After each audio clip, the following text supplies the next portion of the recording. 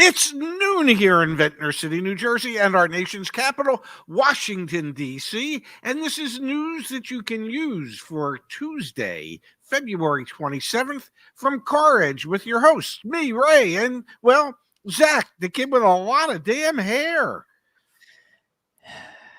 Yeah. Yeah, I don't know what happened, man. All right, before we jump into today's show, want to do something very sweet. Mario and his grandmother in Arizona watch our live streams every night, Dad. They love hearing you say live from Ventnor, New Jersey. And so Mario and your grandmother just want to wish you a shout out. I hope you enjoyed today's show. Thank you for being a part of our community. If you want a shout out at the beginning of the show, feel free to email it over to me. I'm going to regret this one. Zach, Z-A-C-H at CarEdge.com. Send it in, and maybe we'll shout you out on tomorrow's show. Folks, today's show is brought to you by CarEdge.com, the company that my dad and I started. And now we have an awesome team behind the scenes. If we can help you out, our end of month promotion ends soon. Now, into the show, Dad. Yes. Banks screwed the car market.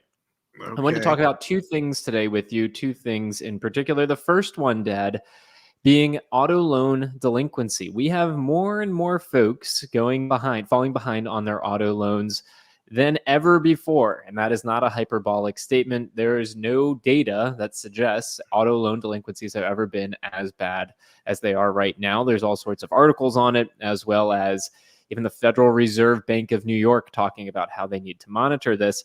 Tied to that is another crisis that stems from loan to value ratios that were out of whack when consumers were in the market to buy cars. You have, Dad, underwater car loans that are ultimately putting people in a position where they have to walk away. Maybe they don't have to, but they're being forced into at least thinking about it. The average negative equity amount for a car right now, and this data comes from January of this year, so it's even worse, I'd imagine today, over $6,000 upside down on average when someone's upside down on their auto loan. Let's have a conversation here, Dad. How far into the future is the auto industry, the car market, consumers, are we screwed as a result of the irrational exuberance of the past few years where you could get an auto loan for anything at insane loan-to-value ratios? Well, anybody that bought a car 2022, 2023, I guess the latter part of 2021, paid additional dealer markup, didn't put a lot of money down, signed up for 72, 84, or 96 month loans. Hope they enjoy their car because they ain't getting out of it anytime soon. Those folks, unfortunately, with the complicity of the dealers and the banks, those folks are screwed. Okay. This dealers could not have asked for and received additional dealer markups if A, consumers wouldn't pay for them, and B, and more importantly, banks wouldn't have financed it.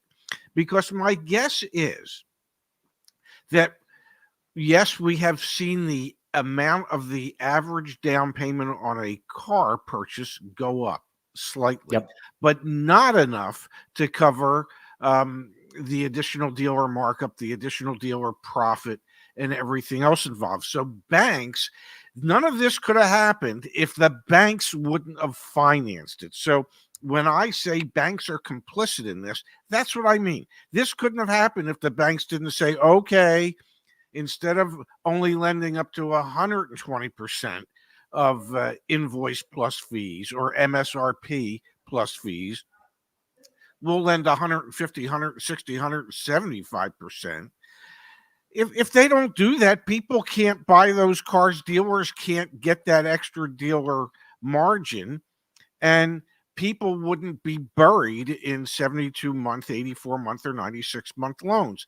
So whoever bought a car latter part of 2021, 2022, 2023, they're out of the market for the foreseeable future. Yeah.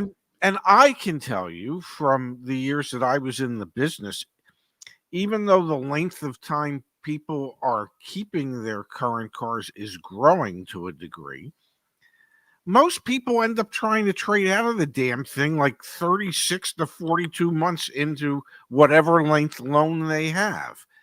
And that's where the data is so scary. The average That was from January, Dad, and we've seen continued downward pressure on used car values.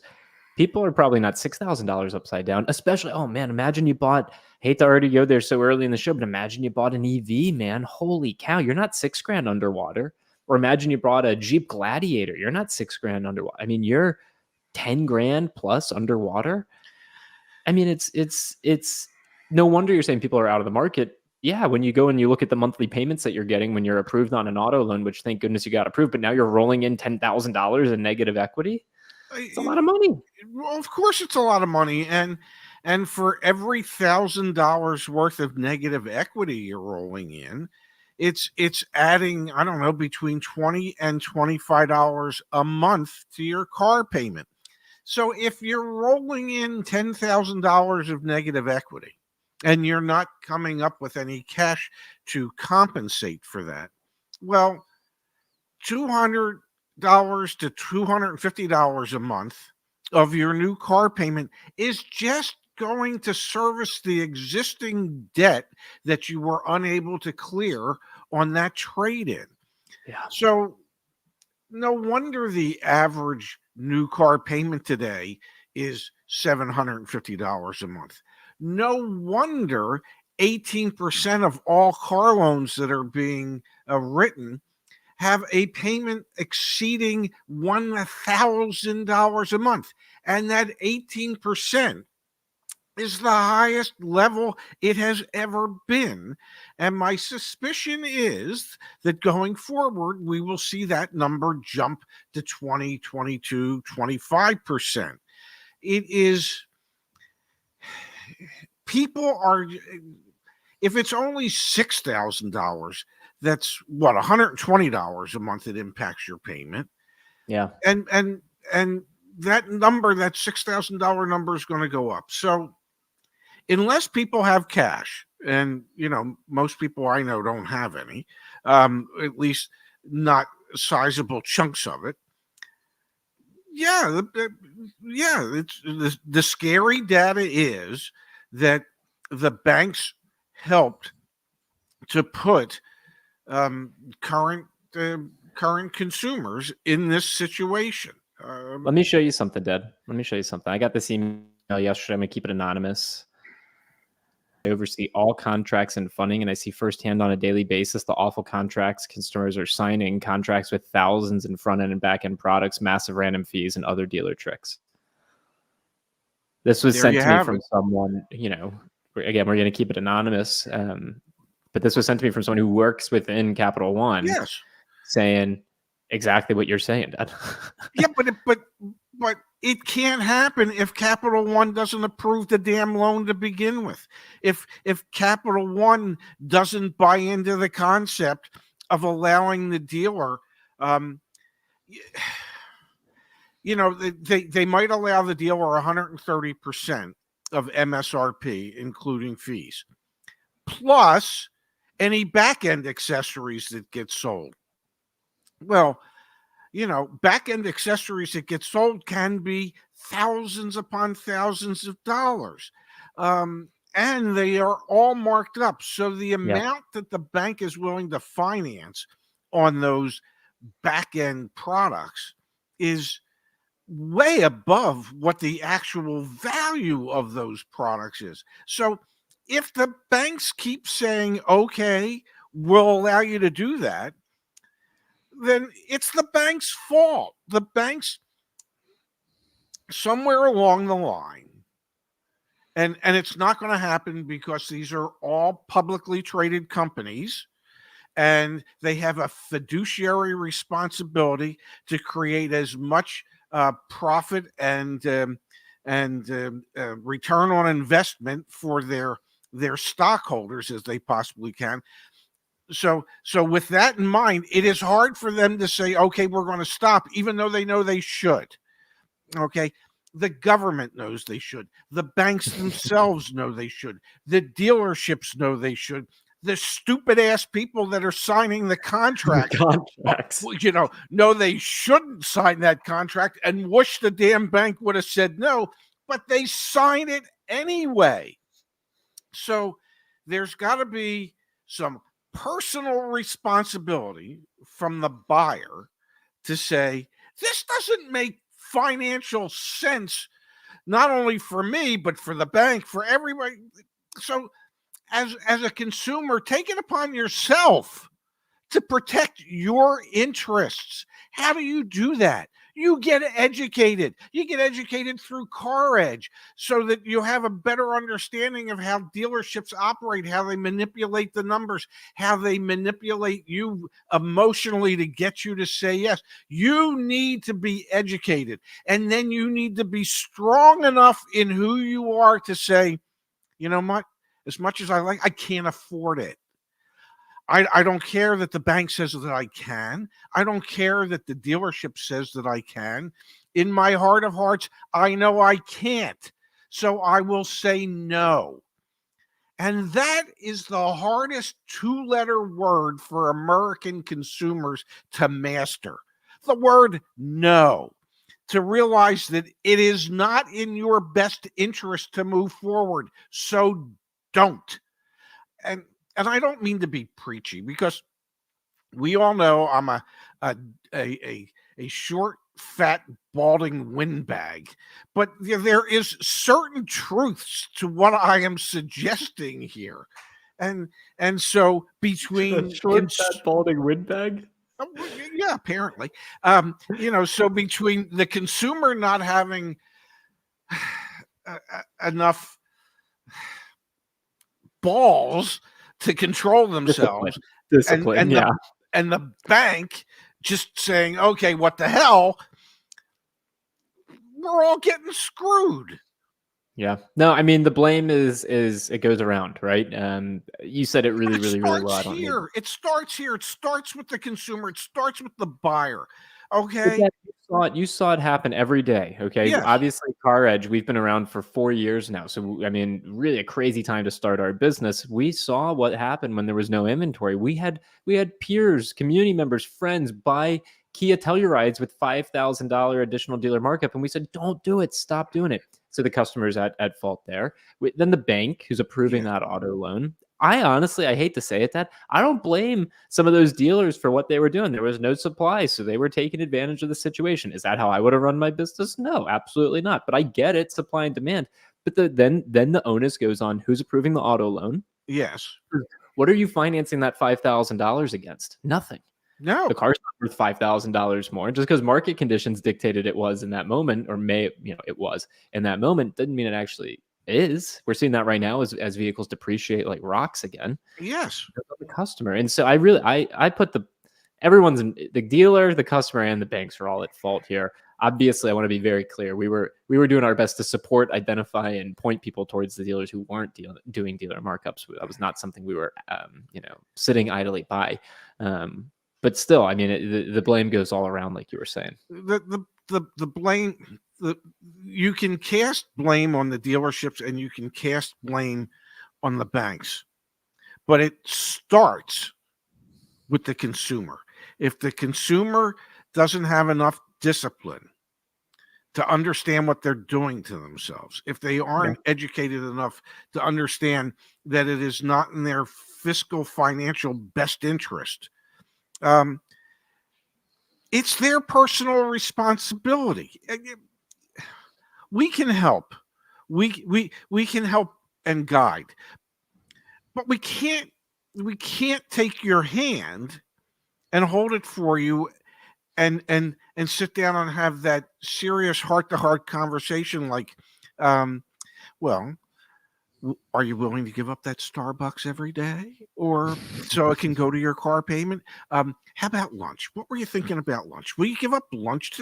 I mean, I do think that there's some thoughtful comments coming through, like blame the yeah, manufacturers as well. The MSRP shouldn't have jumped as much. I completely agree with that. yes, We've been huge advocates. I mean, we're the ones that did the research of Jeep increasing their MSRPs and average transaction prices by 61% over 5 years. yes. I mean, that's bad. Yeah, no, that is bad, but that doesn't happen, and it can't happen if people say no. Yeah. If people don't allow themselves to fall into that situation and agree to it. It doesn't.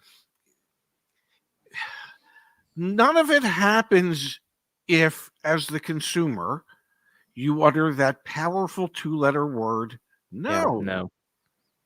It just doesn't happen. Yeah, you're But most 100% right people there. don't have the ability to do that.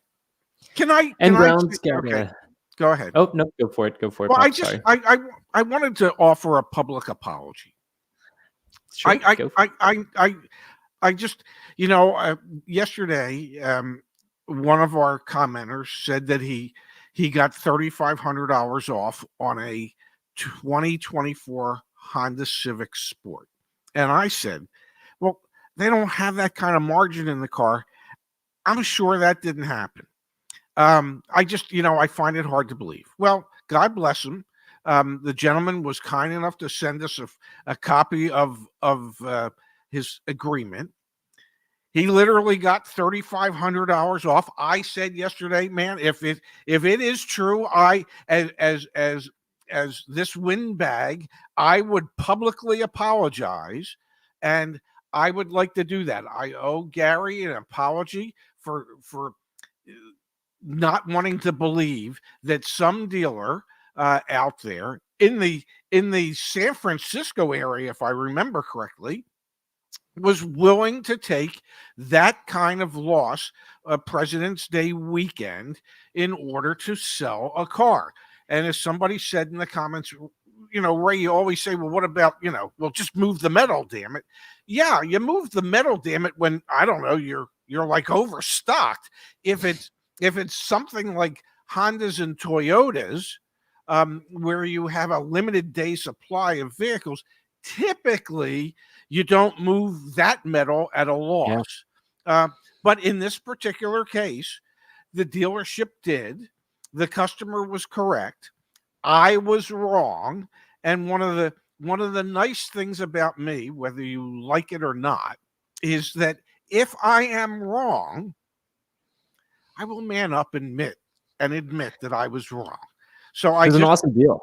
yeah, no, it was a great deal, and I wanted to make my heartfelt public apology, and admit my error, before we got too deep into the show. So Yeah, thank you for congratulations, allowing me Gary. to do that. Gary got a unicorn deal is, I think, the only Yes, appropriate way to yes, say it. And unicorn deals are out there even for Hondas, evidently. So that was awesome to see. And yeah, thank you, Dad, for owning up to that. We were both wrong yesterday, but congratulations, Gary. There were no added on warranties, no added paint protection. It was a clean car deal, and that dealer, let's be honest, that dealer lost money on that transaction.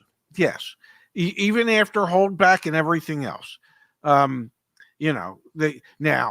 that might have been a number that they needed to reach a goal where they're going to collect some money from Honda later on. That very well could have been their motivation for doing it. I mean, I have told stories about our BMW dealership when I worked there, where the owner was mad at the sales manager because he took a $2,500 loss on a vehicle at the end of the month, and the sales manager looked at me and said, yes, and we will now collect a $200,000 payment from BMW for having hit our sales goal. I thought you would be okay with that $2,500 loss, and the owner said, yeah, okay, I am. So I mean, that's the magnitudes of skill here that can go on. Although President's yes, Day weekend, you're in the middle of February. I know February has been incredibly slow for the industry. Like when we get the yes, industry data, it's going to be pretty bad, is my expectation. So I guess that's influencing some of the decision making to be more aggressive. And Dad, inventory, I know even for Toyota, again, we have our first Toyota dealer partner back at CarEdge.com. You can buy a Toyota directly on CarEdge.com. Dad, our Toyota dealer partner told us that allocation for their region, which they're in Tennessee, their region doubled from their last allocation. So the whole region, not just that store, the whole region is getting twice as many vehicles as they did last time. So I think that speaks to supply and demand and the pressures. Like if there's a financial pressure, like, hey, if we sell at a loss, we can make up money on the back end. And if now we have double the inventory available, like unicorn deals, man, we're going to see more of them this year. They do happen. And so, every time somebody says, well, every dealership I go to, they have a $3,000 addendum labeled. Doesn't mean you have to pay it. It's just they can't get it if they don't ask. and you don't agree to it. So you can't hate them for well, you can hate them for asking, but the point is that oftentimes you can work a deal, and you can work a better deal than you thought you might be able to. I will You know, mention. now was there a trade involved? There was. Could they have under allowed on his trade in? You know, to the tune of $1,500 or $2,000. Absolutely, they might have. They might have, if you're not aware as to what the real value of your trade may be. You know, there are ways for dealers to mitigate that upfront discount by undervaluing your trade in. But the fact that they honored that discount, that $3,500 discount, kudos to the dealership, and kudos to Gary for getting the job done. 100%. And I will mention, folks, as part of our end of month promotion back on CarEdge.com, get the data and insights you need to negotiate a better deal. Maybe we don't have our CarEdge network in your area yet. Maybe you're not interested in using our concierge service or working with one of our coaches. CarEdge data is awesome, man. That's like when you see me. So I'll go to CarEdge.com real quick. When you see me on the car search up here, and I'm looking at particular vehicles, wait for it, like this Chevy Silverado. That's where you'll see, if it'll load here. Oh, I got to log into my correct account. If I was logged into my correct account, it would show the target discount and the fair price and the market days supply, all that fun stuff. So take advantage of that. We have our promotion now running through the end of the month. So just a couple days here. Now, Dad, let's turn our attention to James Meacham. James and I are going back and forth via email with Frank. It's awesome working with you, James. Excited to help you out, hopefully, with that factory order.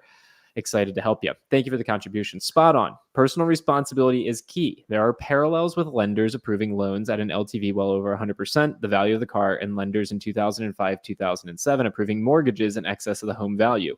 Troubles abound. Do you see parallels between the financial crisis, Dad, of 05 through 07 and the mortgage crisis to what we've seen now in the auto industry and what's happened there?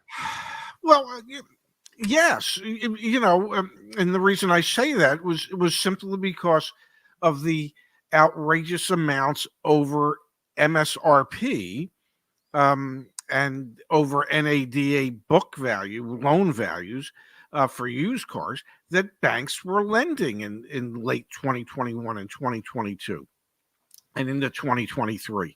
You listen, there's only so much value in a vehicle. Okay, if the vehicle's $50,000 MSRP and the invoice to the dealer is $47,000, and the customer needs to finance $60,000,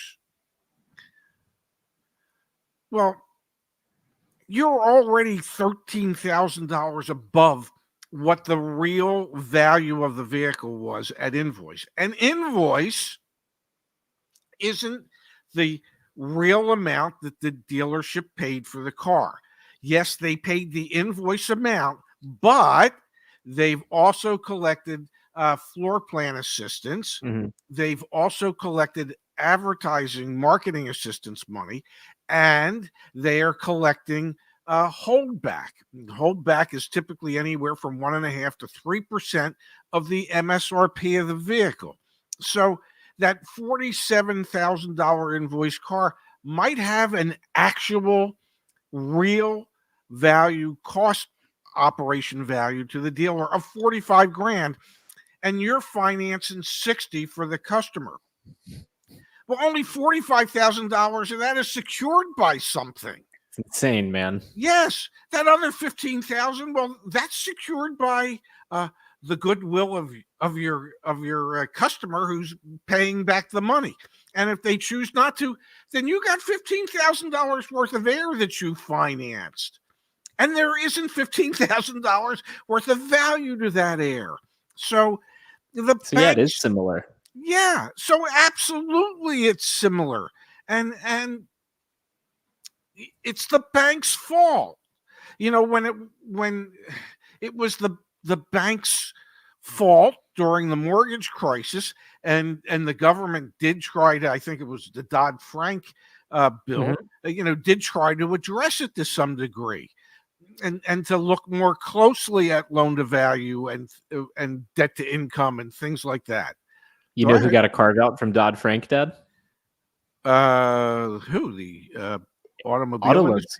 Yeah. Auto loans. Auto loans are not regulated by Dodd-Frank. There's a carve out for indirect auto lending. So there's no oversight for auto loans. That's why we get hit up from journalists all the time saying, do you have auto loan data so you can help us on it's one piece that was carved out. It also speaks volumes to the lobbying power of the auto industry. So you're right. There were government action post Great Recession, financial reset, but the auto industry carved itself out of that. And so, the concept will be, if this gets really bad, the concept will once again be that the banks are too big to fail, that the government will bail them out again, because if we don't do that, then it'll be the Great Depression, and you won't be able to buy a piece of toast. So the banks are absolutely complicit, and yes, it's similar and reminiscent to the mortgage loan crisis in the early 2000s, and it still completely falls on the shoulders of the consumers saying no. CarEdge.com/deal school, 100% free. Do not make mistakes. Be like Gary. Get that unicorn car deal, or if you don't want to beat your head up against a wall, obviously we got other solutions for you. Let's go to our favorite segment of the show. Really? You've got to be kidding me.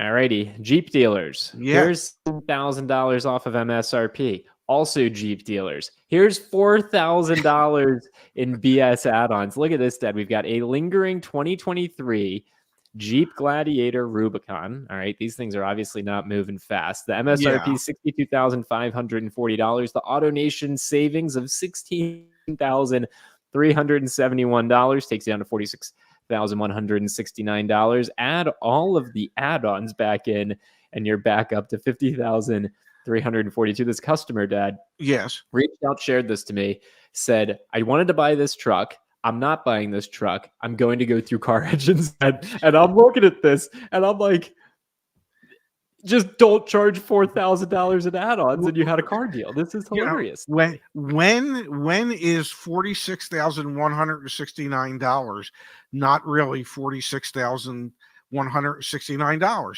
Apparently, at the AutoNation store in North Richland Hills, where $46,169 becomes $50,342 because, well, God knows you need those Mopar locks. I prefer Nova, but that's besides the point. A lifetime window tint for $600. Mopar electronic vehicle system. I don't know what the hell that is, but apparently you need it. Door edge guards for $499.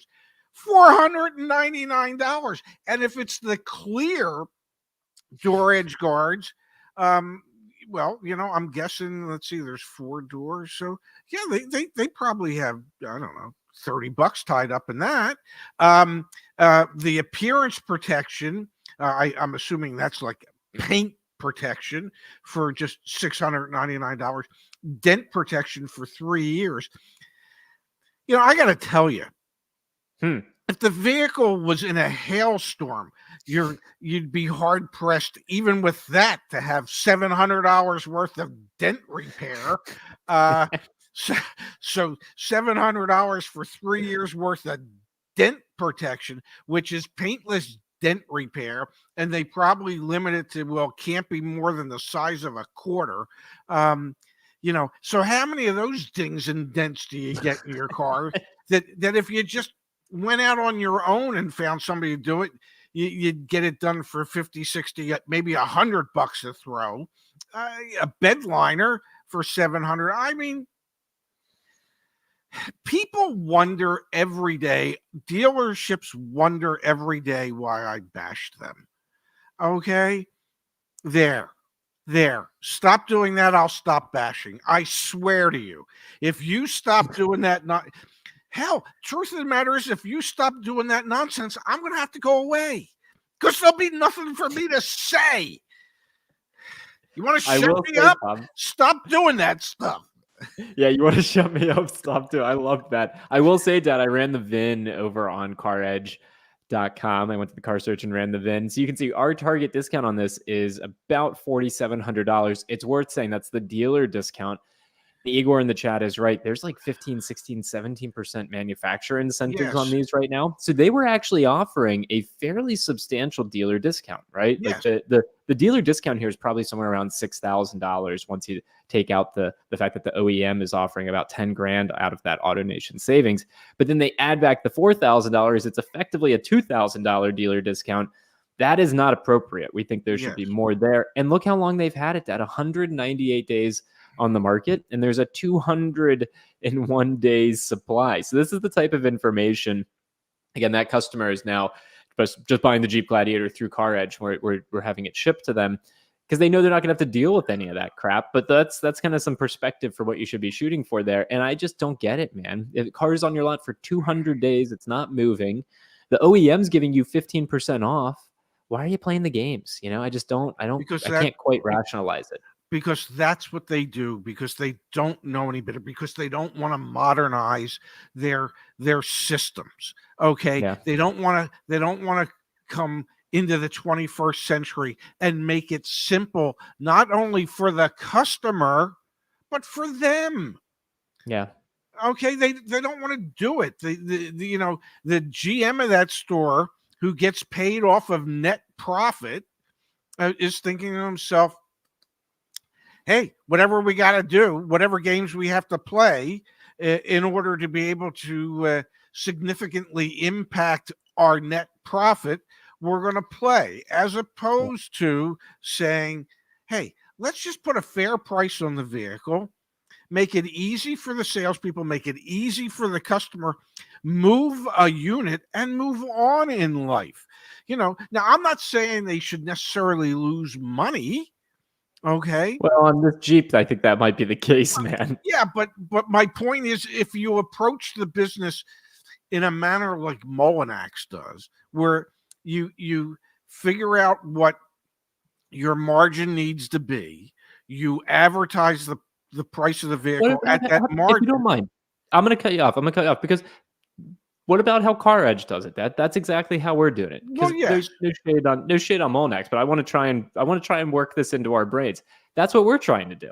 Yes. We advertise the price that it's actually going to be, and you buy it. Like, that's all it is. It's based on market conditions. It's based on what the dealers, how low you can negotiate the deal. Like, so anyway, I just had to interject because I think there's a mental model that you and I are even just working through now that we're selling cars. Like, it's what we're trying to do. Yes. Well, and that's what we're succeeding in doing. Yeah. We need to grow the network so we can service more people, and especially people west of the Mississippi. But yeah, I mean, what we're trying to set up is the way it should be. The price up front. There's no gimmicks. There's no games. It's real simple. Because this stuff just pisses people off, man. I mean, it pisses me off, to be honest, because everyone just wastes time. Yeah. No one wins in this situation. I love the graph up at the right, too. MSRP 62,540. The True Car average offers 58,800. True Car is such a, in my opinion, joke. And then the AutoNation price is 46,169, but it's not. It's 50,342. Yeah, man, it's everything's so gas. Have you seen the video making the rounds on YouTube? I haven't yet. Maybe we'll do a reaction video to that if you're up for it. It is. Some dealer groups just never learn. Napleton is that dealer group that will never learn, and it is the perfect reason why customers hate dealerships, because of the games that dealerships play to advertise a vehicle at a price, and then when you call up and you go, oh, well, you have to bid on it. What do you mean you have to bid? You have to bid on it. Maybe your bid will win, maybe it won't, or you can just buy it. There is $100,000 additional dealer markup on it if you just like the car. I'll watch the video, or maybe we'll make. You need to. We should make a reaction video to that. I know Yes. you're not huge fan on reaction videos, but that sounds like a worthy one for us Yes. to give a shot. Yes. No, All right, we Pops, should. before we close here, Fly Chomper Fly, thank you for the kind contribution. Some people need help standing up to aggressive salespeople. I think that's super true. And I think that's why Yeah. I'm so proud of all the free videos and resources. Like we've gotten so many emails, phone calls from people saying we've helped them have confidence. Yes. And aggressive F&I people. Okay. That more so than anything. Aggressive F&I people, I mean, they'll just keep hitting you over the head till you buy something from them. So, yes, aggressive F&I people as well. Yeah. Yeah. And Justice is right. And that's why you get a coach to help you. That is a service we offer. I don't Yes. talk enough about it. CarEdge.com, and then go under services and check out coach or get a consult call. You're not at it. You're not sorry. You're not at it alone. We're here to help. All right, Pops, let's call it a show. Okay. Thank you, everyone, for being here with us. Again, our end of month promotion back on CarEdge.com ends end of day 2 days from now, Thursday. So take advantage of all the different savings and specials we've got going on. If we can help you, we'd like to. If we can't help you, you can also tell us that and we'll listen. And I'm sure we'll be back tomorrow, Pops. Well, that's I have a busy day lined up for tomorrow. What are you doing tomorrow? I have a meeting with the folks from Comcast tomorrow at 10. Very cool. And then I have our show, and then at 1 we're going to do some type of video. Could be that reaction video. So yeah, I have a big day planned tomorrow, and you know me, I'm coming to DC on Saturday, so I can't wait to be with you. Yeah, I'm old, so I might start packing tomorrow. You never know. Dad, I got to give a quick shout out to John, who always sends us emails. I just saw this. He says, Zach, glad you interrupted your dad to push CarEdge because CarEdge is better than any dealer. Thank you, John. Yeah, we're working on it. It's such a mental model shift. Yes. I mean, for me, I know it is. And I sense for you it is too, Dad. And it's not that we don't want to praise good dealers. We do. Like, we want to help point people to good dealers. It's just pretty freaking cool what we're building here. Like, we're that layer in between that can actually be the good, I don't know, the honest, the trustworthy person between the both good sides. cop. Anyway, yeah, the good cop. Yeah. So thank you, John. Yeah. So there you have it. Packing for what? Come on, man. It takes me a long time to pick out what t-shirts, how many pairs of underwear, the number of socks I'm going to need. Do I take 2 pairs of shoes or just one? I don't know how the hell I'm ever going to pack for the trip to Puerto Rico. Yeah, you're screwed for that one, man. But you're just going to DC for a weekend. It'll be nice to have you by my side. I'm looking forward to it. Everyone, enjoy a happy Tuesday. Dad, I love you very much, and I'll see you tomorrow. Love you too, handsome. See you tomorrow.